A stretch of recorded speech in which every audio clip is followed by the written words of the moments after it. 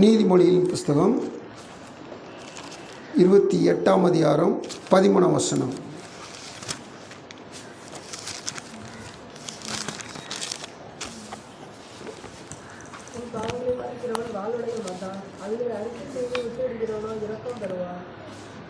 கண்களை மூடி ஜெபிக்கலாம். எங்கள் அன்பின் ஆண்டவரே, உமக்கு நாங்கள் நன்றி செலுத்துகிறோம். பரிசுத்த சேனையின் தேவனாய் கர்த்தர் பரிசுத்தத்தை விரும்புகிற தெய்வமே, இந்த நாள் கூட தொடர்ந்து நாங்கள் இரக்கத்தை குறித்து தியானித்து வருகிறோம். தேவ சமூகத்தில் இரக்கத்தை பெற்றுக்கொள்ள நாங்கள் என்ன செய்ய வேண்டும் என்பதை ஒவ்வொரு கர்த்தாவே காரியங்களிலும் நாங்கள் கற்றுக்கொண்டு எப்படியாவது நாங்கள் முடிசமத்தில் இரக்கத்தை பெற்றுக்கொள்ள தகுதியுடைய பாத்திரமே காணப்பட எங்களை வழிநடத்துங்க, பயன்படுத்துங்க. தேவனுடைய கரம் நீங்கள் ஆளுகை செய்யட்டும். துதிக்கான மகிமையில் அவங்க ஒருவருக்கே எடுக்கிறோம். கர்த்தருடைய கரம் ஆளுகை செய்யட்டும். வசனத்தை கேட்குற பிள்ளைகளையும் வசனம் சொல்கிற அடிமை பலப்படுத்தும். செவிகள் இயேசுவின் நாமத்தில் திறக்கப்பட்டே இருக்கட்டும். கண்கள் கவனித்தே இருக்கட்டும். தேவன் மையப்படியாக தேவன் பெரிய காட்சி மீட்பர் இயேசுவின் நாமத்தில் பண்டாடி கேட்கிறோம். ஜெபங்கள் நல்ல பிதாவே, ஆமென். ஹல்லேலூயா. கர்த்தருடைய நாமம் மகிமைப்படுவதாக. கர்த்தருடைய சமூகத்தில் ஆண்டவராய் தெய்வம் இந்த நாள் நம்மோடு இடைப்படுகிற காரியம் இரக்கத்தை குறித்து தொடர்ந்து பேசி வருகிற ஆண்டவர் இன்னைக்கு இந்த இரக்கத்தை பெற்றுக்கொள்ள நம் வாழ்வில் ஒரு தடை இருக்கிறது. அந்த தடையை நம்ம என்ன சொன்னால் அகற்ற வேண்டும் என்று சொல்லுகிறார்.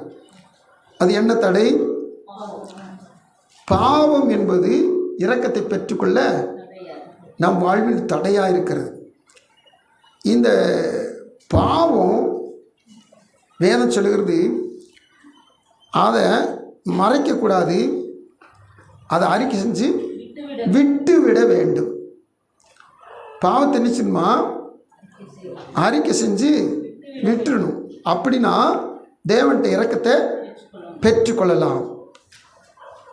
நம்ம இந்த வார்த்தை நம்ம அடிக்கடி வாசித்து டக்கு டக்குன்னு நம்ம மனப்பாடம் வச்சுட்டு கடந்து போயிட்டே இருப்போம்.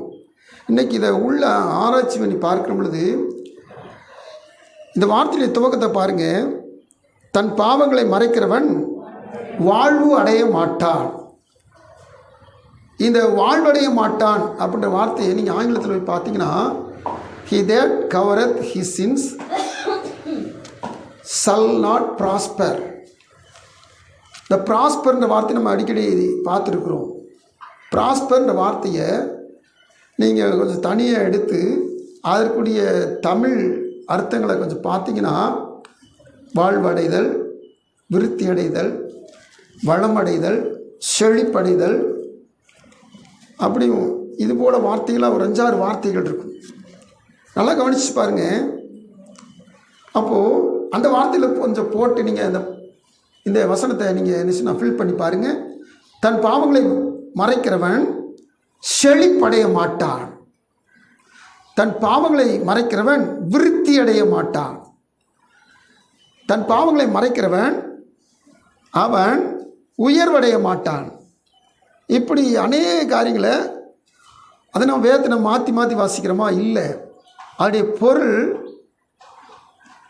வசனம் ஒன்று தான். அந்த பொருளை நம்ம விளங்கி கொண்டிருக்காண்டி நம்ம தியானத்துக்கு இப்படி நம்ம எடுத்து நம்ம என்ன சொன்னால் பார்க்குறோம். அப்படி பார்க்குற பொழுது பல கோணத்திலும் கர்த்தரோடு பேசுகிற காரியம்னு சொல்லி கேட்டிங்கன்னா, நீங்கள் இந்த பாவத்தை மட்டும் என்ன ஒழிச்சு வச்சிடாதீங்க. அதை என்ன அறிக்கை செஞ்சுருங்க. அதை அறிக்கை செஞ்சு விட்டுருங்க. திரும்பி அதை கண்டினியூ பண்ணவே செய்யாதீங்க. புதிய ஏற்பாட்டில் ஆண்டவர் ஒவ்வொரு முறையும் அந்த நோயில் இருக்கிறவங்கள பார்த்து பேசுகிற காரியம், இனி பாவம் செய்யாதே அப்படின்னு சொல்லுவார். இனி பாவம் செய்யாதே அப்படின்னு. அப்போது ஆண்டுடைய சமூகத்தில் இந்த பாவங்களை என்ன சொன்னால் மறைக்கக்கூடாது, அறிக்கை செய்யணும், விட்டுறணும். இப்போ நாம் இரக்கத்தை பெற்றுக்கொள்ள முடியும். இரக்கத்தை பெற்றுக்கொள்வதற்கான ஒவ்வொரு ப்ரொசீஜரை நம்ம என்ன சொன்னால் பார்த்துக்கிட்டே வரோம். இப்படி பார்த்துட்டு வரும்போது இன்றைக்கி நம்ம பாவத்தை அறிக்கை செஞ்சு அதை விட்டுறணும். அதை மறைச்சி வைக்கவே கூடாது. நம்ம எல்லாருக்கும் தெரிஞ்ச பழைய காலத்து ஒரு பாடல். அந்த பாடல் நம்ம ஏற்கனவே சபையில் அந்த மனுஷனை குறித்து சாட்சி கேட்டிருக்கோமா இல்லைன்னு தெரியல. ஆனால் திரும்ப அன்னைக்கு நம்ம கேட்போம். என்ன சொல்லி கேட்டிங்கன்னா, இயேசு நேசிக்கிறார், இயேசு நேசிக்கிறார்,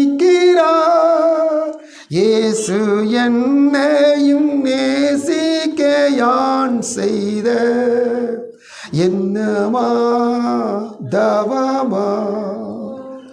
அந்த பாடலை நீங்கள் இன்றைக்கி வரைக்கும் கேட்காட்டா வீட்டில் இது பாட்டை போட்டு கேளுங்க. உங்களுக்கு தான் யூடியூப் பாட்டை வந்துடும்ல, போட்டு கேளுங்க. இயேசு நேசிக்கிற அந்த பாடலை கேளு. அதில் வர்ற ஒவ்வொரு வார்த்தையும் கவனிச்சு பாருங்கள். இது யார் எழுதுனீங்கன்னா, அந்த பாடல் எழுதினுடைய பேரை போர்ச்சுகீசியர் பேரை போட்டிருப்பாங்க. ஆனால் அது உண்மையிலே எழுதப்பட்டது இலங்கையில் ஒரு சண்முகநாதன் அப்படின்ற ஒரு மனுஷன் எழுதின பாட்டு. அது எந்த நேரத்தில், சாக போகிற நேரத்தில் எழுதின பாட்டு. அந்த பாட்டு தான் இது அநேக ரட்சிப்புகளை நடத்திருக்குது. ஏன்னா அதில் வர்ற ஒவ்வொரு வரியும் பார்த்தீங்கன்னா, நான் அப்பேற்பட்ட பாவி, நான் தகுதி இல்லாதவன், என்னையே நீங்கள் தெரிஞ்சுக்கிட்டீங்க, என்னையே நீங்கள் அழைச்சிங்க அப்படிலாம் வருது வார்த்தை. இந்த பாட்டை நீங்கள் போட்டு கேளுங்க. கண்டிப்பாக நீ கவனித்து கேளுங்க. இந்த மனுஷன் 2 கொலை செஞ்சுட்டு அவர் மாட்டிக்கிட்டார், இப்போ ஜெயிலில் இருக்கிறார். அவருக்கு ஒரு மகள் ஒரு மனைவி உண்டு. இவருக்கு ஜெயிலுக்கு போனதுனால இவங்களுடைய காரியங்கள் ரொம்ப கஷ்டமாக இருக்குது. அதனால எப்படியாவது ஒரு மீட்டெடுத்து திரும்பமாக குடும்பத்துக்கு வரணுன்றக்காண்டி அநேக செலவழிக்கிறாங்க, வக்கீல்களை பிடிக்கிறாங்க, ஜட்ஜ் வரைக்கும் கூட போய் ஆவண செய்ய வேண்டியங்களை செய்கிறாங்க. காரியங்கள் நடந்துக்கிட்டு இருக்குது.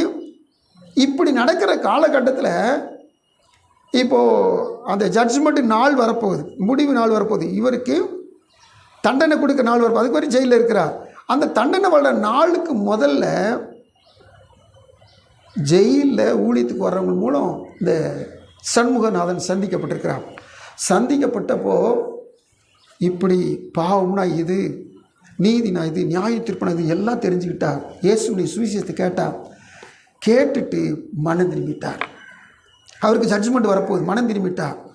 இப்போது மனைவி என்னென்னமோ விற்கணுமோ விற்று எல்லாத்தையும் ரெடி பண்ணி வாதாடுறவங்களுக்கும் ஜட்ஜுக்கும் எல்லாத்தையும் கொடுத்து மீட் எடுக்கிறதுக்கு வந்துட்டாங்க. இப்போது ஜட்ஜ்மெண்ட்டுக்கு போகிறாரு, சண்முகநாதன் போகிறார். அப்படி போகும்போது வக்கீல் சொல்லிட்டார், ஒரே ஒரு வார்த்தை மட்டும் உறுதியாக நீங்கள் சொல்லிக்கிட்டே இருக்க கடைசி வரைக்கும், நான் கொலை செய்யலை. இந்த வார்த்தை என்ன செய்யணும், மாத்திரவே கூடாது, கொலை செய்யணும்னு சொல்லி உறுதியாக சொல்லிக்கிட்டே இருக்குன்னு சொல்லி கொடுத்துருக்காங்க. இவர் பேசாமல் போனார். போய் ஜட்ஜு அங்கே எல்லாம் ஃபைல் பண்ணி முடிக்க போகிற நேரத்தில் அவருடைய குடும்ப நிலையமாக பார்த்து ஜட்ஜ்மெண்ட்லேயும் அவருக்கு ஆதரவாக தீர்ப்பு கொடுக்க போகிற நேரத்தில் அவர் உறுதி செய்யணும், பார்த்தீங்களா, நீ 2 கொலை செய்து உண்மையான்னு கேட்டிருக்கிறார். அப்போ சண்முகநாதன் பதில் என்ன சொன்ன தெரியுமா, ஐயா நான் 2 கொலை மாத்திரம் செய்யலை, நான் 5 கொலை செஞ்சேன். 2 கொலை செஞ்சு தான் உங்களுக்கு தெரியும், நான் 5 கொலை செஞ்சேன். கோர்ட்டு அதிர்ந்துருச்சு, ஜட்ஜு அதிர்ந்து போயிட்டார், அவருக்காக வாதாட வக்கீல் அதிர்ந்து போயிட்டார். மனைவி பிள்ளைகள் தூரத்துலேருந்து பார்த்துக்கிட்டு இருக்கிறவங்க அவங்களுக்கு வேதனை தாங்க முடியல. என்ன கிறுக்கு பிடிச்சிட்டு அந்த மனுஷன் எவ்வளவு வேதனைப்பட்டு, எங்கள் வாழ்வு என்ன ஆகும், நான் இவ்வளவு கஷ்டப்பட்டு எல்லாம் கொடுத்து நான் மீட்கிறதுக்காண்டி செஞ்சுருக்கேன், இப்படி செஞ்சுட்டாரு, என்னாச்சு? கடைசியில் தான் சொல்லியிருக்கிறார், நான் பாவம் செஞ்சது உண்மைதான், 2 இல்லை 5 கொலை செஞ்சேன். நான் இப்போ இந்த உலக பிராண விடுதலை அல்ல, நான் என் தேவனிடத்தில் போகிறதுக்கு நான் இப்போ மனப்பூர்வமாக ஆயத்தமாயிட்டேன். என் பாவத்தெல்லாம் என் தேவன் மன்னிச்சிட்டார். என் பாவத்தை மன்னிச்சதுனால நான் இனி இந்த பூமியில் வாழ்ந்தாலும் சரி வாழாவிட்டாலும் சரி என் தேவனுடைய சமூகத்துக்கு போகிறதுக்கு நான் தகுதியுடைய பாத்திரமாக மாறிட்டேன். நீங்கள் என்ன நியாய தீர்ப்பு கொடுத்தாலும் சரி அதை நான் ஏற்றுக்கொள்ள தயாராக இருக்கிறேன். அந்த ஜட்ஜு, நான் ஒரு புத்த மதத்தை சேர்ந்தவன், ஆனாலும் கூட இப்படிப்பட்ட வழக்கை நான் பார்த்ததும் இல்லை, சந்தித்ததும் இல்லை. பொய் சொல்லி தப்பிக்கிறவங்க தான் ரொம்ப பேர் இருக்கிறாங்க.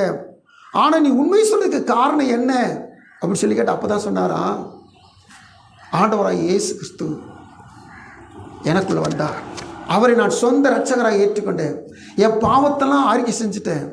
அவற்றை மட்டும் இல்லை, இப்போ நான் உங்கள்கிட்டையும் என் பாவத்தை சொல்லிட்டேன், இனி எனக்கு பூரணமான விடுதலை. அல்லேலூயா. கவனிக்கிறீங்களா? தேவசூர் காத்திருக்க தேவ பிள்ளைகள், தன் பாவங்களை மறைக்கிறவன் வாழ்வடைய மாட்டான். அவருக்கு தூக்கு தண்டனை கட்டாயத்தின் பேரில் எல்லாருக்கும் அவர் விடுதலை செய்ய ஆசை. ஆனால் தூக்கு தண்டனை நிறைவேற்றி போயிட்டாங்க. அவருக்கு ஜட்ஜ்மெண்ட் கொடுத்த தூக்கு தண்டனைக்கும் அந்த ஜட்ஜ்மெண்ட்டுக்கும் இடைப்பட்ட நேரத்தில் தான் அந்த பாட்டை எழுதியிருக்கிறார். இயேசு நேசிக்கிறார், என்னையும் நேசிக்கிறார். அல்லேலூயா. எப்பேற்பட்ட பாவி, என்னையும் அவர் நேசிக்கிறார். அல்லேலூயா.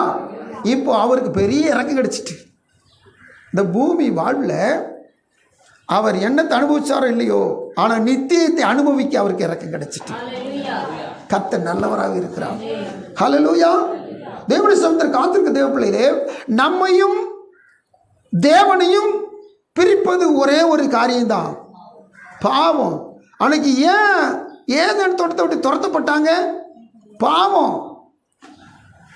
ஏன் வேர்வை சிந்தி சாப்பிடணும்? பாவம். இந்த தேவன் நமக்கு சொகுசா லகுவா ரத்தம் சிந்தாம வேர்வை சிந்தாம கை காலை போட்டு அலட்டாம லகுவாக சாப்பிடுறதுக்கு சாப்பாடு கொடுத்தார். அதை கெடுத்து கீழே வெளியாக்கி வேர்வை சிந்தி மண்ணிலிருந்து வந்த நீ மண்ணுக்கு போகிற வரைக்கும் மண்ணில் வேர்வையை சிந்தித்தான் சாப்பிடுன்னு சொல்லி ஆண்டவர் சாவு போட்டு அனுப்பிச்சிட்டார். காத்திருக்க தேவ பிள்ளைகளே, கவனமாக கேளுங்க. அவனுடைய வார்த்தை 59ஆம் அதிகாரம் ஏசாயா தீர்க்கதரிசி புத்தகத்தில் 1ஆம் வசனத்தை 2ஆம் வசனத்தை வாசிக்கிறோம். அந்த வசனம் இப்படி சொல்லுது, ரட்சிக்க கூடாதபடிக்கு கர்த்தருடைய கை குறுகி போகவில்லை, கேட்க கூடாதபடிக்கு அவருடைய செவி மந்தமாகவில்லை. கவனிங்க, உங்கள் அக்கிரமங்களே உங்களுக்கும் தேவனுக்கும் நடுவாக பிரிவினை உண்டாக்குறது. உங்கள் பாவங்கள் செவி கொடாதபடிக்கு அவருடைய முகத்தை உங்களுக்கு மறைக்கிறது. ஏன் நமக்கு பதில் கிடைக்க மாட்டது? ஏன் நமக்கு இன்னைக்கு ஒன்றும் கிடைக்க மாட்டது? நம்ம பாவம் தான். இந்த பாவத்தை மட்டும் 28:13 நீதிமன்றம் படி மறைக்கக்கூடாது. அதை என்ன செய்யணும்? அறிக்கை செஞ்சிடணும். அதுக்கடுத்து என்ன செய்யணும்? அதை விட்டுறணும்.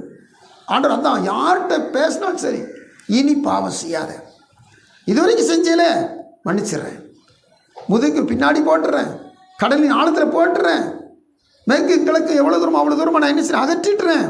அதில் நான் விட்டுட்டேன், நான் மறந்துட்டேன் உன் பாவத்தை. இனி நீ என்ன செய்ய தொடராத, இனி செய்யாத, இனி பாவம் செய்யாத. அவனுடைய சமுத்திர காத்திருக்க தேவ பிள்ளைகளை நல்லா அந்த வசனத்தை கவனிச்சு பாருங்க. என்னையும் என் தேவனையும் ரெண்டாக பிரிக்கிறது. என் தேவன்கிட்ட இரக்கங்கள், மன்னிப்புகள், கிருபைகள், தயவுகள் தாராளம் தாராளம் ஏராளம் உண்டு. ஆனால் அதை நான் பெற்றுக்கொள்ளக்கூடாதுக்கு என்னையும் என் தேவனையும் விட்டு பிரித்து விட்டது நான் செய்த பாவம். இந்த பாவத்தை நான் அறிக்கை செஞ்சு அதை விட்டுட்டேன்னா எனக்கு இரக்கம் கிடைக்கும். ஆமென், ஸ்தோத்திரம். நல்லா கவனிங்க.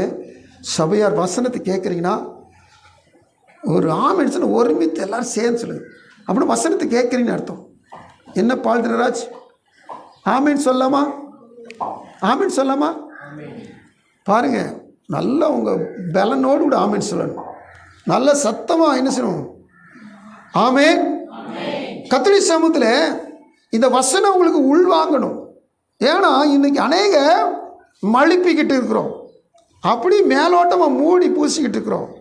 இந்த பாவத்தை குறித்து நமக்கு ஒரு பயம் இல்லவே இல்லை. ஐயோ, இந்த பாவம் நம்மளை அக்கினிக்கு கொண்டு போயிருமே, நரகத்துக்கு கொண்டு போயிருமே, ஒரு பயமே இல்லாமல் இருக்கிறோம்.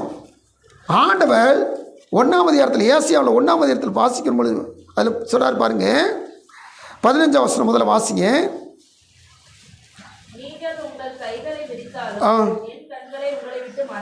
மறைக்கிறேன், ஜெபம் பண்ணினாலும் கேட்க மாட்டேன்.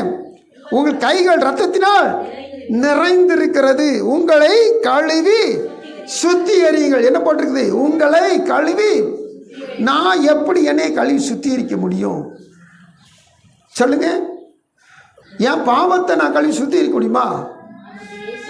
அதுக்கு தான் ஈக்குவேஷன் இருக்குது. 28:13 நீதிமொழிகள். என்னை எப்படி கழுவி சுத்திகரிக்க முடியும்? நான் அறிக்கை செஞ்சு அதை விட்டுட்டா சுத்தமாயிருவேன். இதற்காக தான் இயேசு கிறிஸ்து என்ன செஞ்சாரு? என் கைகள் இருக்க ரத்த கரைகளை போக்க முடியும். அவர் நம்முடைய ரத்தத்தை சிந்தினார். இயேசு ரத்தம் சகல பாவங்களை நீக்கி நம்மை சுத்திகரிக்கிறது. அல்லேலூயா. தேவசன காத்திருக்க தேவ பிள்ளைகளே, இந்த பாவம் என்பது கொடுமையான ஒன்று.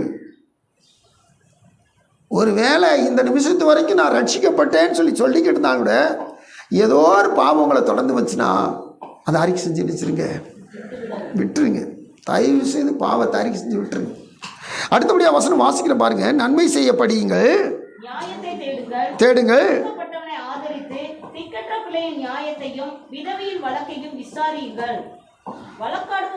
வழக்காடுவோம் வாருங்கள் என்று கர்த்தர் சொல்கிறார். உங்கள் பாவங்கள் சிவேர் இருந்தாலும், செக்க செவேர் என்றது உங்க பாவம் இருந்தாலும் உறைந்த மலையை போல் வெண்மையாகும்.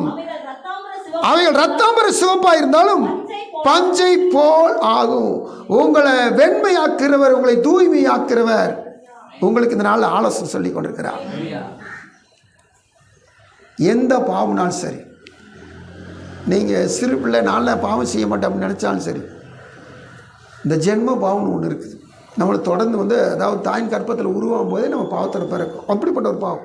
இப்படி எந்த பாவம் இருந்தாலும் அனைத்து பாவங்களையும் சகப்பாக இருந்தாலும் சரி, ரத்தாம்பர சிவப்பாக இருந்தாலும் சரி, பஞ்சை போல உறைந்த மலையை போல வெண்மையாக்க அவரால் முடியும். அறிக்கை செஞ்சிருவோம். அடுத்து நினைச்சிருவோம், அதை விட்டுருவோம். பாருங்க, தேவ சமூகத்தில் நம்ம அநேக பாவங்களை செய்கிறோம். எந்த பாவம் செஞ்சாலும் சரி, திருடுறது ஒரு பாவம் தான், கெட்ட வார்த்தை பேசுறது ஒரு பாவம் தான், இச்சிக்கிறது, இச்சையில் விழுந்து போகிறது எல்லாம் பாவம் தான். இந்த எல்லா பாவத்தையும் நீங்கள் கூட்டி மொத்தமாக டோட்டல் பண்ணி அந்த பாவத்துடைய மொத்த காரியத்தை நீங்கள் நினச்சி பாருங்கள், யோசித்து பாருங்கள். எல்லாமே தேவனுக்கு விரோதமாக தான் செஞ்சுருப்போம். எல்லா பாவமும் நம்முடைய படைச்ச தேவனுக்கு விரோதமாக தான் செஞ்சுருப்போம். நாம் அதாவது திருடவன் அந்த பொருளுக்குடையவனே அவன் கஷ்டப்படுவான். அவன் பொருளை நான் எடுத்துக்கிட்டதுனால திருட்டு, இது ஒரு பாவம் தான். இது எப்படி தேவனுக்கு விரோதமாக செய்கிற காரியமாகும்? நான் தேவன் தங்குற ஒரு ஆலயம், இந்த ஆலயத்தில் திருட்டு பொருளை வச்சுருந்தா என்னத்துக்காகும் சொல்லுங்களேன்? ஆண்டுடைய சமூகத்தில் காத்திருக்க தேவ பிள்ளைகள், நான் ஒரு தேவன் தங்குற ஆலயம், இந்த ஆலயத்தில் திருட்டுத்தனமாக சம்பாதித்ததில் நான் இதை போசித்தேன்னா இந்த ஆலயத்தை திருட்டு காரியத்தினால் நிரப்புறேன்னு அர்த்தம். அப்போ நான் செஞ்ச பாவம் என் தேவனுக்கு விரோதமாகவே பாவம் செய்யணும்னு அர்த்தம். எந்த ஒரு காரியத்தை நீங்கள் எடுத்து பாருங்கள், எல்லா காரியமே தேவனுக்கு விரோதமாக தான் செய்கிற பாவமாக இருக்கும்.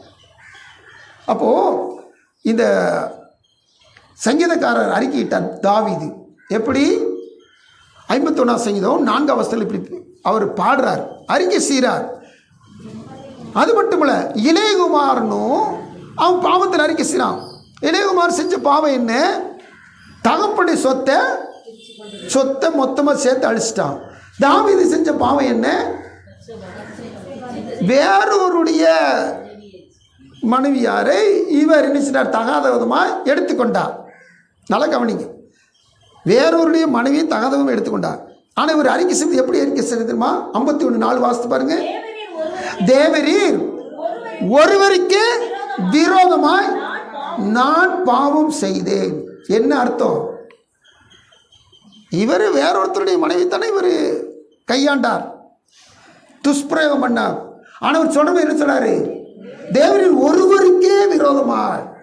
இன்னைக்கு நீங்க என்ன செஞ்சாலும் சரி, அது தேவனுக்கு விரோதமாக செய்கிற பாவம் தான். தேவ சமுத்திரம் காத்திருக்க தேவ பிள்ளைகளே, இந்த தாவீது தேவன் தங்குற ஆலயமாக ஒரு மனுஷன், இந்த ஆலயத்தை அவன் தீட்டுப்படுத்திட்டான். அதனால ஆவியானவர்களுக்குள்ள வந்த மாத்திரத்தில் தேவரின் ஒருவருக்கே விரோதமாக நான் பாவம். சரி, லூக்கால 15 இளையகுமாரன் தகப்பனுடைய சொத்தை ஆஸ்தி எல்லாம் சேர்த்துட்டு நினைச்சிட்டான், தூரதேசத்துக்கு போயிட்டான். அவன் 21ஆவது வருஷத்தில் அப்பாட்ட அவன் அறிக்கை செய்கிறான் பாருங்க. 21ஆம் வருஷத்தில் தகப்பனே பரத்துக்கு விரோதமாக செய்கிற அறிக்கையில் முதல் அறிக்கை என்னது? பரலோகத்துக்கு தேவனுக்கு விரோதமாக, அதுக்கடுத்து உமக்கு முன்பாக பாவம் செய்தேன். உண்மையிலே நீங்க கவனிச்சு பாருங்க, அவங்க அப்பா சொத்தை தானே எடுத்துகிட்டு போனான். தேவனுடைய ஆலயத்தை எடுத்துகிட்டு போனானா? ஊழியத்தில் வந்த காசை எடுத்துகிட்டு போனானா? ஆனால் அவன் என்ன செய்கிறான்? பரத்துக்கு விரோதமாகவும் உமக்கு முன்பாகவும் பாவம் செய்து. எப்படி பரத்துக்கு விரோதமாக பாவம் செஞ்சான்? அவங்க அண்ணன் அதை விளக்கி காண்பிக்கிறான். அவங்க அண்ணன் எப்படி சொல்கிறான்? அதே லூக்கா 15:13-30 இப்போ வாசிப்போம். லூக்கா 15 முதல்ல 13 வாசிங்க, 2வது 30 வாசிங்க.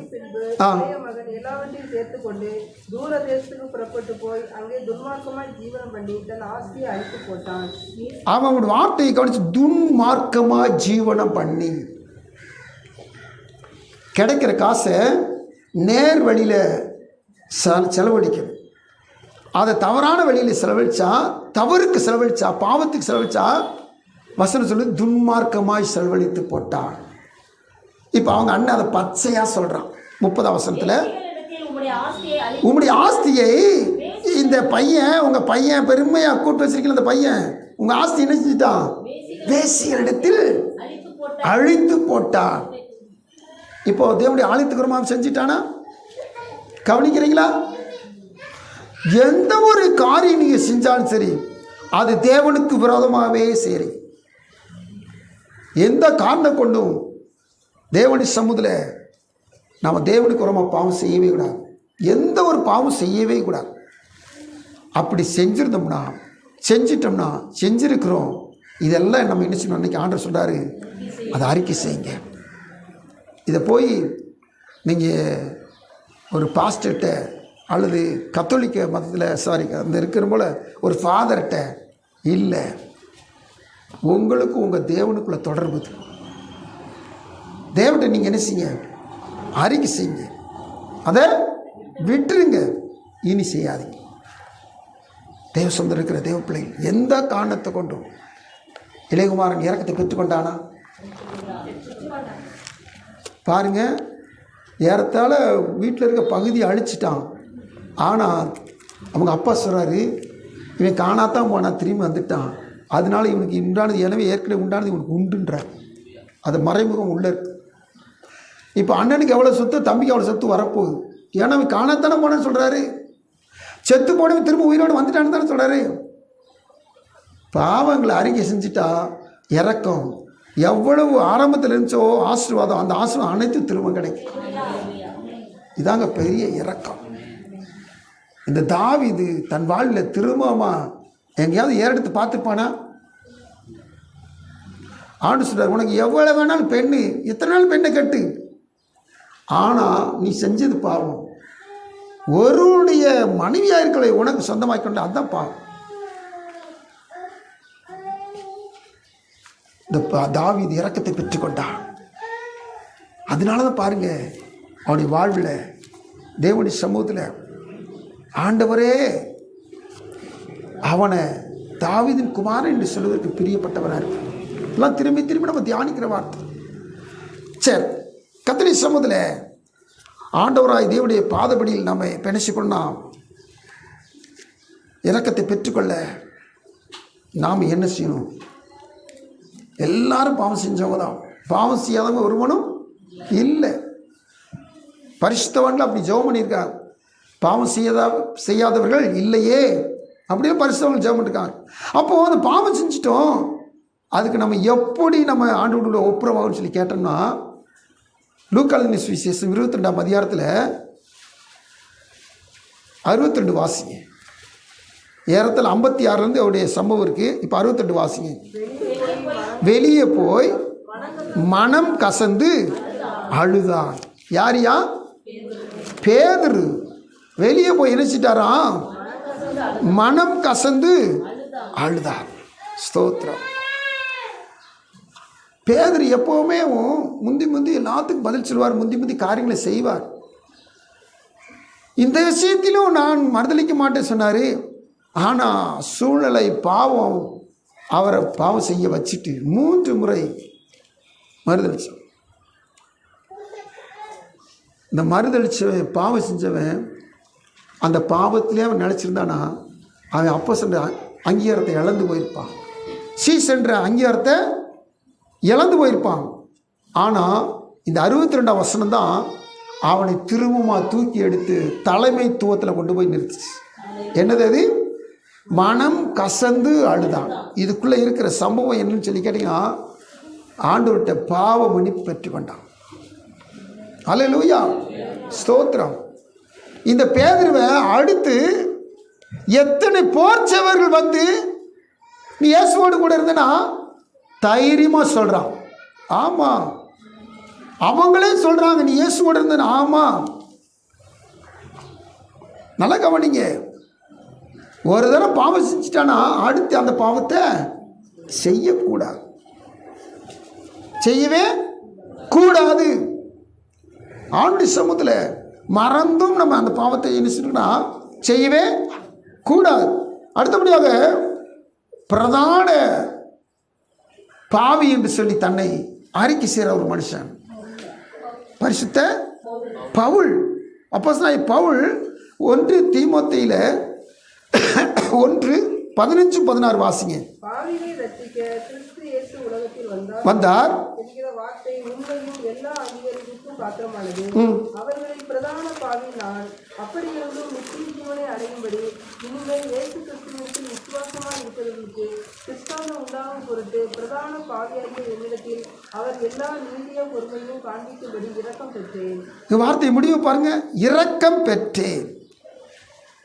இந்த பவுல் நியாயப்பிரமாணத்தில் பார்த்தீங்கன்னா அவ்வளவு ஸ்ட்ராங்காக இருந்த ஒரு மனுஷன், பரிசேயன், யூத முறைமையின்படி வாழ்க்கையில் தவறு இழைக்காமல் வாழ்ந்த ஒரு மனுஷன்.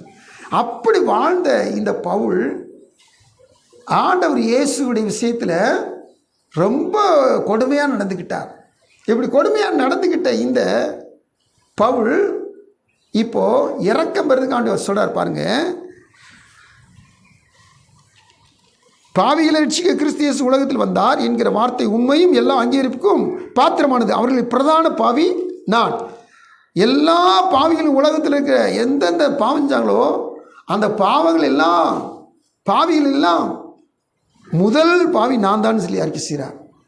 இந்த அறிக்கை செஞ்சனால பார்த்தீங்கன்னா, அப்படி இருந்தும் நித்திய ஜீவனை அடையும்படி இனிமேல் இயேசு கிறிஸ்துவிடத்தில் விசுவாசமாக இருப்பவர்களுக்கு திருஷ்டாந்தம் உண்டாகும் பொருட்டு பிரதான பாவியை என்னிடத்தில் அவர் எல்லா நீடிய பொறுமையையும் காண்பிக்கும்படிக்கும் இரக்கம் பெற்றேன்.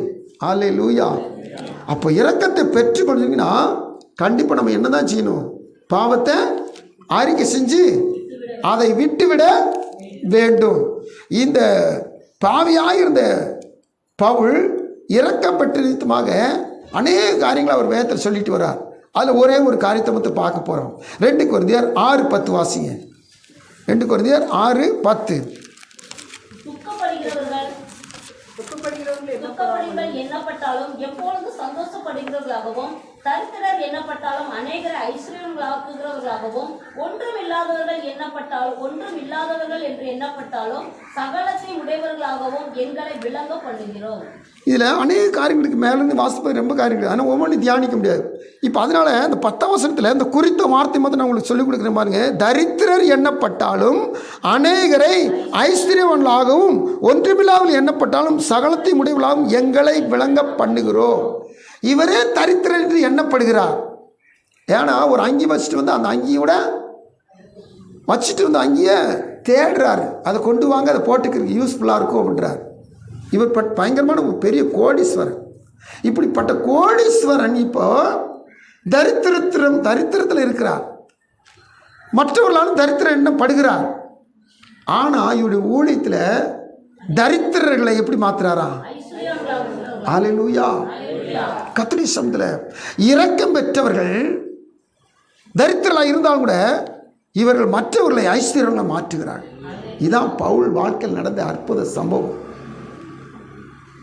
நாம் இந்த பாவத்தை வச்சுக்கிட்டே இருந்தோம்னா அது நம்மளை தொலைச்சி கட்டிடும்.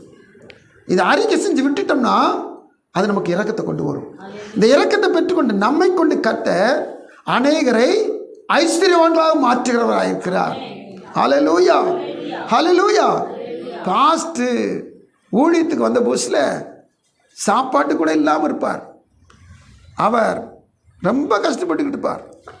பார்த்தீங்கன்னா அங்கே கஷ்டப்பட்ட ஒரு குடும்பத்தை சந்தித்து அந்த குடும்பத்துக்காக ஜெபிக்கிற பொழுது அந்த குடும்பத்தில் கடன் அடைபட்டுரும், அந்த குடும்பத்திற்கு வியாதி நீங்கிரும், அந்த குடும்பத்திற்கு தரித்திரம் மாறிடும். இது என்ன? இரக்கம் பெற்றவர்கள் மற்றவர்கள் இரக்கத்துக்காக ஜெபிக்கிற பொழுது கர்த்தர் அங்கே பயங்கரமான நன்மை செய்கிறவராக இருக்கு. கடைசி வரைக்கும் அந்த பாஸ்டர் தரித்திரத்தில் இருக்கவும் மாட்டார். ஆமென். கர்த்தர் நிச்சயமாய் அவர் மாற்ற வல்லவராக இருக்கு. 2வது பகுதி வாஸ்தவம். என்னது வாஸ்தவம்? 6:10 கடைசி 2வது பகுதி, ஒன்றும் இல்லாதவர்கள் எண்ணப்பட்டாலும் சகலத்தையும் உடையவர்களாகவும் எங்களை விளங்க பண்ணுறோம். எண்ணத்தை வச்சிருக்கிறார் இவர், எண்ணத்தை வச்சிருக்கிறார் அப்படி சொல்லி நினைச்சாலும் கூட இவங்கள்ட்ட தான் எல்லாம் இருக்குது. இப்படித்தான் கர்த்தர் விளங்க பண்ணுகிறார். ஆமென். கர்த்தருக்கு ஸ்தோத்திரம். இப்போ தேவ சமூகத்தில் இந்த பாவ மன்னிப்பை இன்னொரு கோணத்தில் நம்ம பார்க்க போகிறோம். இந்த பாவ மன்னிப்பு இன்னொரு கோணத்தில் எப்படி என்ன கோணத்தில் பார்க்கணும்னு சொல்லி கேட்டிங்கன்னா, மற்றவர்கள் பாவ மன்னிப்புக்காக ஜெபித்தவர்கள், மற்றவர்களுக்காக திறப்பின் வாயில் நின்றவர்கள், ஆனால் தங்களுடைய பாவங்களையோ என்ன அது விட்டு விட்டபடினால் இழந்து போனவர்கள். யாருக்காவது ஏதாவது ஞாபகம் வருதா? ஜனங்களுக்காக மற்றவர்களுக்காக திறப்பில் வாயில் நிற்பார், ஆனால் அவர் பாவத்தை நினைச்சிட்டார்னா விட்டுட்டார். இதனால கானானை பார்க்கத்தான் முடிஞ்சிச்சு, கானானில் நுழைய முடியல. நல்லா தெரியல. இதில் ஒரு பெரிய ரகசியம் இருக்குது. ஆண்டவர் ஒரு முறை கண்மலையை அடின்னு சொல்லுவார், மறுமுறை கண்மலை பார்த்து பேசுன்னு சொல்லுவார். மைன்யூட்டாக இருக்கணும், ரொம்ப கவனமாக இருக்கணும். நமக்கு எப்போவுமே நிர்விசாரம். அன்றைக்கி அது சொன்னாங்கல்ல, நம்ம செஞ்சிருவோம் அப்படி சொல்லி நினச்சக்கூடாது.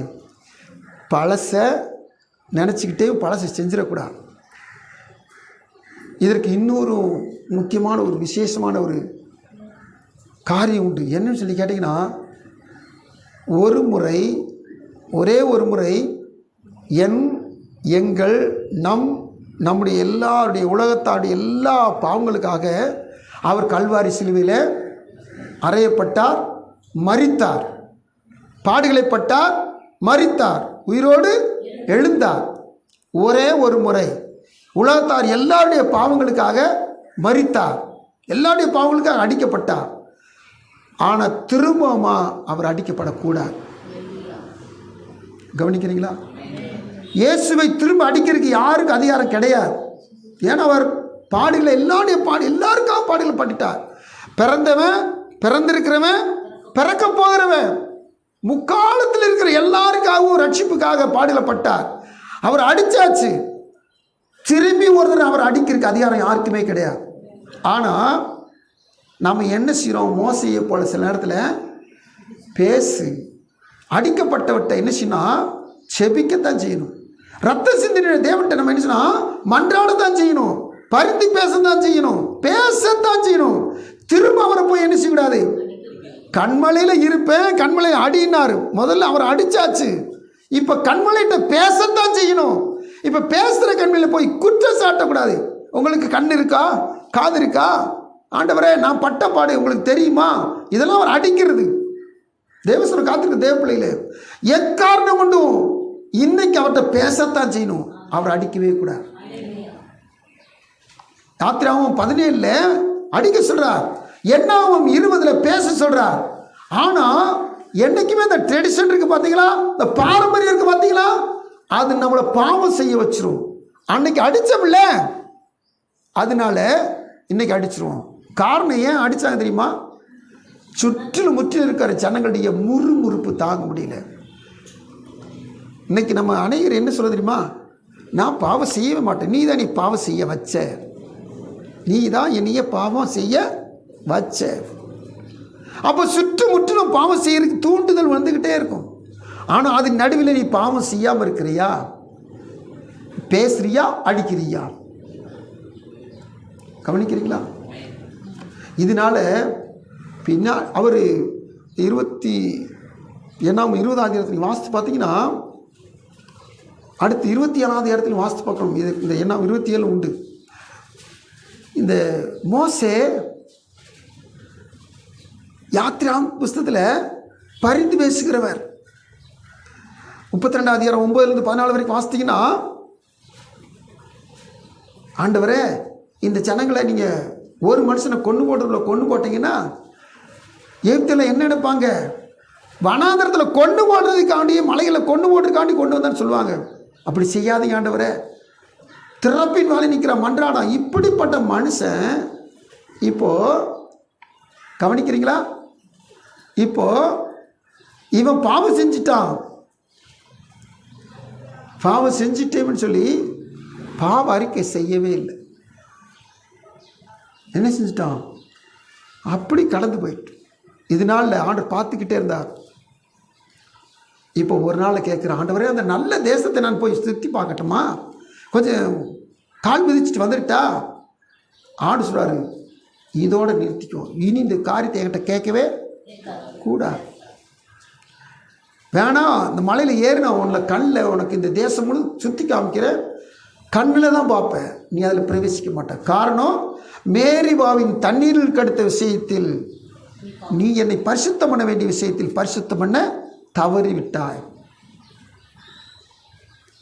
அன்பு சொல்ற காத்துக்கு தேவைப்பிள்ளையிலே, பாவத்தை மன்னிப்பு கேட்டிருந்தா மன்னிச்சிருப்பார். ஆண்டுடைய இரக்கத்தை பெற்றுக் கொண்டிருக்கலாம். எத்தனை பேருக்கு இரக்கத்தை பெற்றுக் கொடுத்த மனுஷன், எத்தனை பேருக்கு பாவ மன்னிப்புக்காக செவிச்ச மனுஷன், எத்தனை பேருக்காக திறப்பினால் நின்ற மனுஷன், இன்னைக்கு அவர் கானானுக்குள்ள பிரவேசிக்க முடியல. இது போல தான் எசேக்கியாவின் வாழ்வு நடந்துச்சு. எசேக்கியா எல்லா ஜனங்களையும் கூட்டி பலி செலுத்த சொல்கிறான். இப்போ ஜனங்கள் பரிசுத்தம் இல்லாமல் பரிசுத்த தேவனுக்கு பலி செலுத்துகிறாங்க. இதை பார்த்து எசேக்கியா ஆண்டவர்கிட்ட போய் மன்றாடுறான், ஆண்டவரே உற்சாகத்தின் விதமாக அநேகர் சுத்தாங்கம் அடையாமல் உமக்கு பலி செலுத்துகிறார்கள், தயவா அவங்களை மன்னிச்சிருங்க ஆண்டவரே, தயவா அவங்களை மன்னிச்சிருங்க ஆண்டவரே. எசேக்கியா 2:30 வாசிக்கிறோம், மன்னிச்சிருங்க ஆண்டவரே. ஆண்டவர் மன்னிச்சிட்டார்.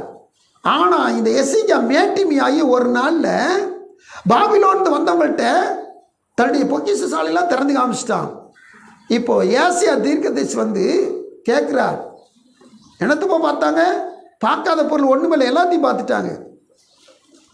இந்த பார், உனக்கு பிறக்க போகிற பிள்ளை, உன் அரண்மனை இருக்கிற சொத்து, உன் மனைவி பிள்ளைங்க எல்லாரையும் பாபிலோனுக்கு பிடிச்சிட்டு போயிடுவாங்க. இவன் என்ன சொல்லிருக்கணும்? ஐயோ தப்பு பண்ணிட்டேனே ஆண்டவரே, நான் அந்த தப்பு பண்ணிட்டேனே, மன்னிக்க ஆண்டவரத்தில் மன்னிப்பு கேட்டுக்கணும். ஆனால் அவன் என்ன பதில் சொன்னான் தெரியுமா? என் நாட்களில் ஆவது சமாதானம் இருக்குமே, நான் தப்பிச்சா போதும். இல்லை, எந்த ஒரு பாவம் செஞ்சாலும் தேவ மனுஷன் உணர்த்துகிற பொழுது பாவ மன்னிப்பை பெற்றுக்கொள்ளணும். கவனிக்கிறீங்களா? அமைதியாக இருக்கீங்க.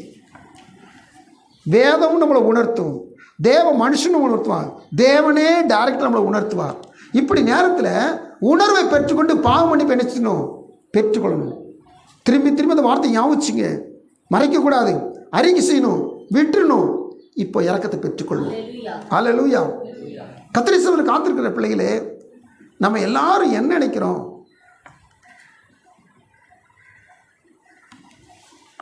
இந்த பிள்ளை இதெல்லாம் ஒரு பாவமா, இதெல்லாம் ஒரு தப்பா, அப்படி நம்ம நினைக்கிறோம். இல்லை, ஆண்டு சொல்றதை நல்லா கவனிச்சு பாருங்கள், யோசித்து பாருங்கள்.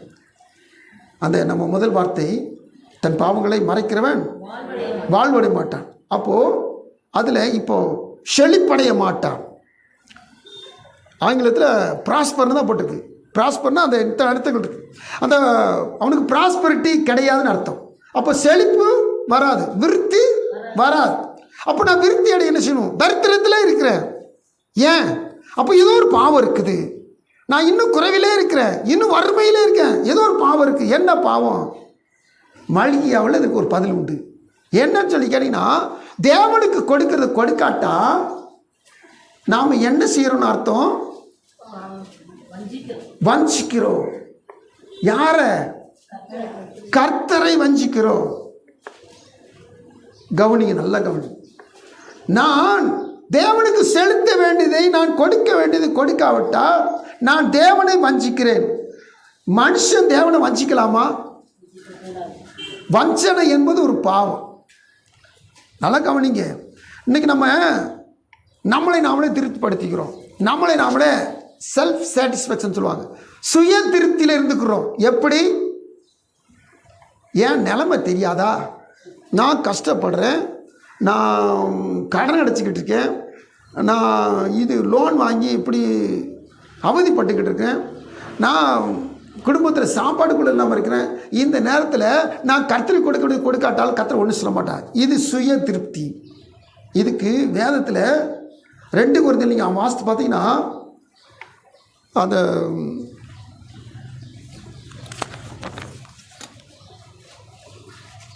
8ஆம் அதிகாரம் 1ஆம் வசனத்திலிருந்து 7ஆம் வசனத்து வரைக்கும்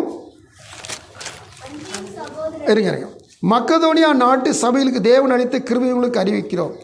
இந்த மக்கதோனியாவில் இருக்கிற சபையார் இவங்க மிகுந்த உபத்திரவத்தில் சோதிக்கப்படுகையில் கொடிய தரித்திரமுடையவர்களாய் இருந்தும் தங்கள் பரிபூர்ண சந்தோஷத்தினாலே மிகுந்த உதாரத்துமாய் கொடுத்தார்கள். இந்த வசனத்தை நீங்கள் அண்டர்லைன் பண்ணி வச்சுக்கணும். ஏன்னு சொல்லி கேட்டிங்கன்னா, நம்மளை என்ன செய்யணும்? திருப்திப்படுத்திக்கிறோம். நான் கஷ்டப்படுறேன், அதனால கர்த்தருக்கு கொடுக்க முடியல. நான் வட்டி கட்டிக்கிட்டு இருக்கேன், அதனால கர்த்தருக்கு கொடுக்க முடியல. நான் ரொம்ப குறைஞ்ச வருமானம் உள்ள, இந்த பாருங்க கொஞ்சம் இருக்கு பார்த்தீங்களா, இந்த கொஞ்சத்தில் நான் உண்மையிலவனாக இருந்தால் ஆண்டு சொல்கிற அனைத்துமே அதிகாரி ஆக்க சொல்கிறாங்க. நான் கஷ்டப்படுறது எனக்கு தேவனுக்கு தெரியாதா? நான் வேதனைப்படுற தேவனுக்கு தெரியாதா? இந்த பாருங்க, உங்கள் வேதனையின் மத்தியிலும் உங்கள் பாடியின் மத்தியிலும் கர்த்தரை துதிச்சு பாருங்க. உங்கள் இல்லாவின் மத்தியிலும் உங்களுடைய ஈழாவின் மத்தியிலும் உங்களுடைய தரித்திரத்தின் மத்தியிலும் கர்த்தருக்கு கொடுத்து பாருங்க. கர்த்தர் நினைச்சுவாரா? ஆண்டவர் இடங்கொள்ளாமல் போக மட்டும் ஆசீர்வாதத்தை வர்ஷிக்க மாட்டேனோ என்று சோதித்து பாருங்கள். ஸ்தோத்திரம். இப்போ இந்த சின்ன பிள்ளைகளுக்கெல்லாம் நான் இப்போ ஒரு அறிவுரை சொல்ல போகிறேன் பாருங்க. இந்த படித்து முடிச்சதுமே வேலைக்கு போயிடுவோம். நல்லா கவனிங்க, படித்து முடிச்சதுமே வேலைக்கு போவோம். இந்த படிச்சுக்கிட்டு இருக்கும் போதையும் வெக்கேஷனில் வேலைக்கு போவோம். இப்போது நாங்களாம் எடுத்துகிட்டு கிராமத்தில் வயலுக்கு போயிடுவோம். வயலுக்கு போனால் அதில் என்ன சொன்னால் அன்றாட சம்பளம் குறிப்பிட்ட ரூபா சம்பளம் கிடைக்கும். இந்த பாருங்கள், படிக்கிற காலகட்டத்திலேயும் உங்களுக்கு என்ன வருமானம் வருதோ அதில் எத்தனையில் ஒரு பகுதினாலும் சரி எடுத்து வச்சு அதை கர்த்தருக்கு கொடுத்து பாருங்கள், உங்கள் வாழ்க்கை ஆஸ்வதிக்கப்படும். நிச்சயமாக நான் சொல்கிறேன், இது விளையாட்டு காரியங்கள. எங்களுக்கு வேத கலாசாலையில் பைபிள் காலேஜில் 50 ரூபாய் எங்களுக்கு மாதம் ஸ்டைஃபண்ட் கொடுப்பாங்க. அந்த 50 ரூபாயில் நாங்கள் என்ன செய்யணும், எண்ணெய் சோப்பு எல்லாம் எங்களுக்கு தேவையானதா அனுப்பும். அதில் 10ல் 1 பங்கு முதல்ல என்ன செய்யணும், கிடைச்ச மாத்திரம் ஸ்டைஃபண்ட் கிடைச்ச மாத்திரத்தை 10ல் 1 பங்கு கிடைச்ச மாத்திரத்தில் நாங்கள் என்ன செய்யணும், காணிக்கை பெட்டியில் போட்டுருவோம். நல்லா கவனித்து கேளுங்க, தேவனுடைய சமூகத்தில் அநேக காரியங்களில் இதில் போய் கொடுக்கணுமா, இதில் போய் கொடுக்கணுமா அப்படி நினைப்பாங்க. உங்களுக்கு ஒரு ஸ்காலர்ஷிப் வருது, உங்களுக்கு ஒரு ஊக்கத்தொகை வருது. இன்றைக்கி கர்த்தருடைய கிருபையினால் எங்களுக்கு அரசாங்கம் வீட்டுக்கு மாதம் 2000 கொடுக்கும். எங்கள் மனைவிக்கு ஒரு 1000 ரூபா மாதத்துக்கு. எங்கள் பாப்பாவுக்கு காலேஜ் தமிழில் படிச்சுட்டு கல்லூரி போனவங்களுக்கு மாதம் ஒரு 1000 ரூபா புதுமை பெண் திட்டத்துக்கு. இப்போ இந்த 2000 ரூபான்னா அதை அப்படி விட்டுறக்கூடாது. அதுலேயும் நம்ம என்ன செய்யணும், கொடுக்கணும். அல்லேலூயா. இப்போது ஒரு தம்பி தங்க என்னச்சுன்னா, ஒரு வேலைக்கு போகிறீங்க, இந்த சம்மர் வெக்கேஷனில் அந்த வேலைக்கு போனதில் எனக்கு ஒரு 5000 ரூபாய் கிடச்சி. அந்த 5000 கிடச்சுன்னா 5000 உங்களுக்குள்ளது அல்லவே அல்ல. இந்த 5000 கர்த்தருக்குரியது ஒன்று இருக்குது. இதை நீங்கள் நினச்சி பார்க்கணும். அல்லேலூயா. கர்த்தருக்கு ஸ்தோத்திரம். தேவத்தில் காத்துக்கு தேவ பிள்ளைகளே, இன்றைக்கி பாருங்கள், தேவனாய் கர்த்தருடைய சமூகத்தில் அந்த பைபிள் காலேஜ் தொடங்கி அதுக்கடுத்து எந்த ஒரு காரியத்திலும் தொடங்கி நாங்கள் அடிமை தேவ சமூகத்தில் கர்த்தருக்கு கொடுக்கனால இன்றைக்கி இந்த பொருளாதார காரியத்தில் கர்த்தர் இதுவரைக்கும் கைவிட்டதே கிடையாது. அல்லேலூயா. ஸ்தோத்திரம். நான் திரும்பி சொல்கிறதுனால தேவனுக்கு மாத்திரம் தான் மகிமை உண்டாகட்டும். எங்கள் வீட்டில் கர்த்தர் கொடுக்குறத எங்களை சாப்பிட்டு மிச்சத்தை சரி வாலி பிள்ளையாட்டு அவளுக்கு ஒரு கல்யாணத்துக்குன்னு சொல்லி சேர்த்து வச்சுருந்தோம். ஏறத்தாழ 1.25 லட்ச ரூபாய்க்கு சேர்த்துறோம். கரெக்டாக பாருங்கள், நம்ம சர்ச்சு கட்டு முடிஞ்சு சர்ச்சு வளவளன்னு மேலேருந்து ஒழுக ஆரம்பிச்சிட்டு அந்த சேர்த்து வச்ச காசு அப்படியே சர்ச்சில் தூக்கி போட்டோம். மேலே சீட்டு போட்டு சர்ச்சை பாதுகாக்கணும், வேறு வழி இல்லை. இது போய் யார்ட்டையும் 1 லட்ச ரூபா வேணும்னு சொல்லி கேட்க முடியுமா? வேணாம். கர்த்தர் கொடுத்தா செஞ்சுக்கிட்டு வர்றோம், யார்ட்டையும் போய் கேட்குறது கிடையாது. கர்த்தர் கொடுக்க செஞ்சிடும். போட்டோம். அடுத்த வருஷமே அவளுக்கு கல்யாணத்துக்கு எல்லாம் ரெடி ஆகிட்டு. ஹல்லேலூயா. இந்த 1 வருஷ கேப்பில் கல்யாணத்துக்கு தேவையான அத்தனையும் தேவையில் அனைத்து செஞ்சுட்டார். ஆமென். நீ 1.5 லட்ச ரூபா சொல்லிச்சு, ஆனால் உனக்கு 2.5 லட்ச ரூபா தருவேன். ஆமென். அத்தனை பணம் கர்த்தர் கையில் கொடுத்தா. நான் நினச்சேன் நம்ம இந்த இடத்துலையும் இதே இடத்துலையும் அப்படியே மேக்கப் பண்ணிட்டு ஒரு சேரை போட்டு பந்தியை வச்சுட்டு ரிசப்ஷனை முடிச்சுட்டு போயிடலாம் நினச்சேன். ஆனால் பார்த்தீங்க கர்த்தர் நேர்த்தியாக குறைஞ்ச விலையில், நல்ல மண்டபத்தை குறைஞ்ச விலையில், டெக்கரேஷனுக்கு ஒரு காசு கிடையாது, மைக் செட்டுக்கு ஒரு காசு கிடையாது, அங்கே இருக்கிற சேர்ஸுகளுக்கு காசு கிடையாது, எல்லாத்துலேயுமே மொத்தத்துக்கு ஒரு 10,000 ரூபாய்க்கு. அல்லேலூயா. சாப்பாடு காரியங்கள்லேருந்து சகலமும் கர்த்தர் நேர்த்தியாக செஞ்சு கொடுத்தார். ஆமென். ஹல்லேலூயா. ஏன் நாம் கர்த்தருக்கென்று வஞ்சிக்காமல் கர்த்தருடைய சமூகத்தில் உண்மையாக இருக்கிற பொழுது நிச்சயமாக தர வல்லவராக இருக்கு. நான் சொல்கிறேன், நம்ம சொல்கிறோம், ஆண்டவரே நான் கஷ்டப்படுறேன், அதனால என்னால் கஷ்டத்தின் பற்றி நான் கொடுத்தா நான் எப்படி இந்த காசை நான் திருப்பி கட்டுவேன், அடைப்பேன்? இல்லை. கஷ்டத்தின் மத்தியிலும் தரித்திரத்தின் மத்தியிலும் இந்த வசனத்தை வாசிக்க போகிற பாருங்க. 2 Corinthians 9:6-10 வாசிங்க. சொல்லுகிறது என்னவெனில், சிறுக விதைக்கிறவன் சிறுக அறுப்பான், பெருக விதைக்கிறவன். நீங்கள் எப்படி விதைக்கிறீங்களோ, இது சாதாரண எளிமையான ஒரு உதாரணம். நீங்கள் கொஞ்சம் விதைச்சிங்கன்னா கொஞ்சம் அறுப்பீங்க, கூடுதலாக விதைச்சிங்க கூடுதலாக இருப்பீங்க. அவனும் விசிரமாயும் அல்ல, கட்டாயமாயும் அல்ல, தன் மனதில் நியமித்தபடி கொடுக்க கடவன், உற்சாகமாய் கொடுக்க தேவன். நல்லா கவனிச்சு பாருங்க. இன்னைக்கு பாஸ்டர் சொல்லிட்டார் அப்படி இருக்கான்னு யாரும் கொடுக்க வேண்டாம், வசனத்துக்கு கீழ்ப்படிங்க. இன்னைக்கு பாஸ்டர் சொல்லிட்டா வசனம் சொல்லு, வெசனமா இல்லை, சங்கடப்பட்டுக்கிட்டே இல்லை, கட்டாயமா இல்லை. பாஸ்டர் சொல்ற கட்டாயம் கொடுத்தாகணும், இல்லவே இல்லை. ஆணுடைய வசனம் தன் மனதில் நியமித்த படியே கொடுக்க கடவன், உற்சாகமாய் கொடுக்கிறவனுக்கு தேவன் பிரியமாய். கொடுக்கிறவங்களை பாருங்க, குறைவில்லாமல் இருப்பாங்க. தேவனை வஞ்சிக்க கூடாது. என் குடும்பத்தில் எனக்கு வருமானம் இல்லை, மொத்தத்துக்கே இல்லை, பிரச்சனையே இல்லை, குடும்பத்தில் வருமானம் வச்சு வட்டி கட்டுறதுக்கு முடியல, எனக்கு சாப்பாட்டுக்கு முடியல. ஆனால் அப்படி முடியலன்னு சொல்கிற நேரத்தில் அதில் ஒரு பகுதியை இந்த மெகதோனியா சபையாரை போல கொடிய தரித்திரத்திலும் அவங்க எப்படி இருந்தாங்களாம், மிகுந்த சந்தோஷத்தோடு கொடுத்தார்களாம். இந்த வார்த்தை நல்லா கவனிச்சுங்க. மேலே இருக்க வார்த்தை அப்படி இருக்குது, கீழே இருக்க வார்த்தை எப்படி இருக்குது. அதாவது இந்த 8:2 மிகுந்த உபத்திரத்தினால சோதிக்கப்படுகிறார்கள், ஆனால் அந்த மிகுந்த வருத்தத்தில் பரிபூர்ண சந்தோஷத்தினால் உதாரத்துவமாய் கொடுத்தார்கள். என்னங்க அந்த வார்த்தை முன்னுக்கு பண்ணி இப்படி இருக்குது. அவங்க இருக்கிறது கொடிய தரித்திரம், ஆனால் கொடுக்கும் போது நினைச்சாங்களா அந்த கொடிய தரித்திரத்தை கூட சந்தோஷமாய் பரிபூர்ண சந்தோஷத்தினால் மிகுந்த உதாரத்துவமாய் கொடுத்தார்கள். அப்போ தேவ சமூகத்தில் இது என்னத்துக்கு போட்டுக்கிட்டு அப்படின்னு சொல்லி நினச்சிங்கன்னா நம்ம வாழ்வு அப்படித்தான். வஞ்சிக்கவே கூடாது, கர்த்தரை வஞ்சிக்கவே கூடாது. தேவசூழல் காத்திருக்க தேவ பிள்ளைகள் எல்லா காரியத்திலும் இது எந்த பாவத்திலும் சேருது, வஞ்சிக்கிறது. நான் ஆரம்பத்திலே சொன்னேன், எந்த ஒரு காரியம் செஞ்சாலும் தேவனுக்கு விரோதமாக செய்கிற பாவ லிஸ்ட்டில் வருது. அதனால தேவ சமூகத்தில் காத்திருக்க தேவ பிள்ளைகள் நம்மை கொண்டே அளந்துக்கிறவே கூடாது. அப்படி அளந்தோம்னா தேவன் நம்மளை ஆசீர்வதிக்க குறைபட்டு போவோம். தேவன் நம்மை ஆசீர்வதிக்க நம்மை முழுவதும் திறந்து கொடுப்போம். கர்த்தர் நிச்சயமாய் ஆண்டவரை இரக்கம் பாராட்டி நன்மையால் நிரப்ப உள்ளவராக இருக்கிறார். அல்லேலூயா. பாவங்களை மறைக்க வேணாம். ஒருவேளை தேவ சமூகத்தில் என்ன பாவம் செஞ்சாலும் அந்த பாவம் அனைத்தும் தேவனுக்கு உரமாக செஞ்ச பாவம் தான். அதனால் தேவனே உமக்கு உரமாக இந்த பாவம்லாம் செஞ்சுட்டேன், அதனை அறிக்கை செஞ்சு நான் விட்டுறேன். எனக்கு இரக்கம் உண்டு, எனக்கு செழிப்பு உண்டு, எனக்கு விருத்தி உண்டு, நான் வளமுடன் வாழ்வேன். தேவ சமூகத்தில் காணப்படுவோம். தேவன் தாமே தொடர்ந்து நம்மை நடத்துவாராக. கண்கள் முடி சேப்பிக்கலாம். அன்பின் பரலோக பிதாவே கோடி ஸ்தோத்திரப்பா. மைமின் ராஜாவே, நீங்கள் கொடுத்த புதிய நாளிலும் தேவ சமூகத்தில் பாவங்களை அறிக்கை செய்ய வேண்டும் என்பதை, ஆண்டவரை விட்டுவிட வேண்டும் என்பதை நாங்கள் தியானிக்க உதவி செய்வதற்காக ஸ்தோத்திரம். ஆண்டவரை இரக்கத்தை குறித்து 3வது முறையாக நாங்கள் தியானித்திருக்கிறோம். எங்களையும் எங்கள் தேவனையும் பிரிக்கிற பாவம் நாங்கள் இரக்கம் பெறாமல் தடுத்து கொண்டிருக்கிற ஆண்டவரே, என் தேவனே, நாங்கள் உங்களுடைய இரக்கத்தை பெற்றுக்கொள்ள இந்த நாளில் உங்கள் வார்த்தையின்படி பாவத்தை அறிக்கை செய்து நாங்கள் வளமுடன் வாழ இரக்கத்தை பெற்றுக்கொள்ள வழிவாசனை திறந்து கொண்டு ஜெபிக்கிறோம். ஒருவேளை எந்தெந்த பாவம் சொல்லி நாங்கள் அநேக பாவங்கள் நாங்கள் லிஸ்ட்டு போட்டு பார்க்காவிட்டாலும் ஒரு சில காரியங்களை குறித்து நாங்கள் பார்த்தோம். கர்த்தரோடு பேசினதுக்காக ஸ்தோத்திரம். தேவ பிள்ளைகள் இன்னுமாய் தேவனி சொல்கிற எந்த ஒரு காரியத்திலும் தேவனுக்குறமாய் பாவம் செய்யாதிருக்கிறதை காத்துக்கொள்ளும். ஆண்டவரை பரிசுத்தமாய் வாழ்ந்து இரக்கத்தை பெற்றுக்கொண்டு நாங்கள் நித்தியத்தை பெற உதவி செய்யும். பூமியிலும் இரக்கத்தோடு நாங்கள் இரக்கத்தை பெற்றுக்கொண்டு வாழ எங்களுக்கு உதவி செய்யும். இப்பொழுதும் ஒவ்வொரு பிள்ளையும் உடைய இரக்கத்தால் நிறைத்து சந்தோஷமனத்தால் நிரப்பி அனுப்பும்.